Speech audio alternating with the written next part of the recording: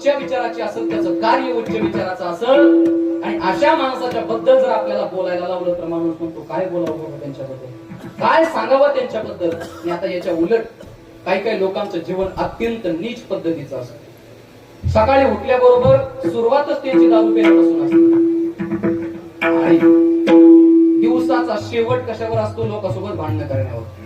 सकाळी उठल्याबरोबर ज्याला 90 लागते आणि रात्री झोपत असताना त्याला भांडण केल्याशिवाय झोप लागत नाही, एवढ्या खालच्या लेवलचं त्याचं जीवन आहे. अशा खालच्या लेवलच्या माणसाला मरण यावा, त्याच्या 10व्याला त्याच्या 14व्याला कीर्तन ठेवावं शिवा महाराज, आणि ते कीर्तन शुभम महाराजाला भेटावं.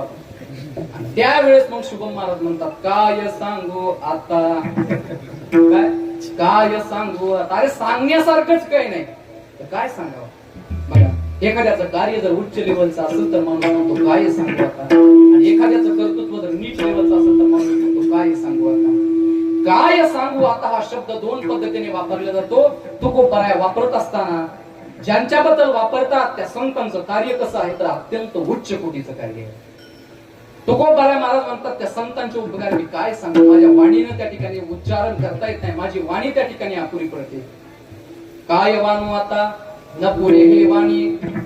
तुकोबराय महाराज म्हणतात त्यांच्या चरणावरील मस्तक ठेवणं हेच माझं त्या ठिकाणी कर्तव्य. अरे त्यांच्या कर्तव्याचं किंवा त्यांच्या कार्याचं उच्चाटन मी करू शकत नाही, एवढे संतांचे उपकार आमच्यावरती आहेत. महाराज मागोपासून तुम्ही संतांचे उपकार संतांचे उपकार संतांचे उपकार म्हणायला लागले. संतांच्या उपकाराचं वर्णन का करता येत नाही माहिती का गुरुजी. सर्वात महत्वाचा त्या ठिकाणी पॉइंट असा आहे, संत उपकार करत असताना भेद करत नाहीत.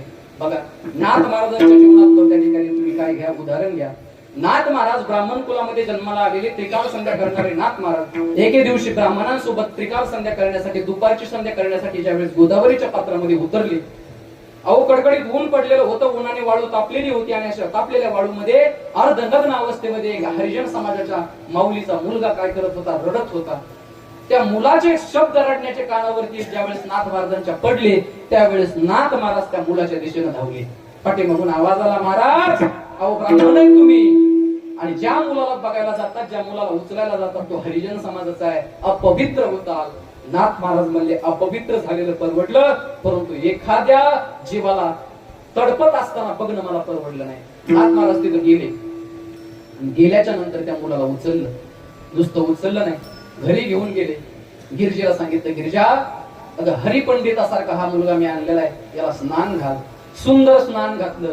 नुसतं स्नान घालून थांबले नाही, हरिपंडिताचे कपडे घातले. कपडे घालून थांबले नाही, जेवढे आलं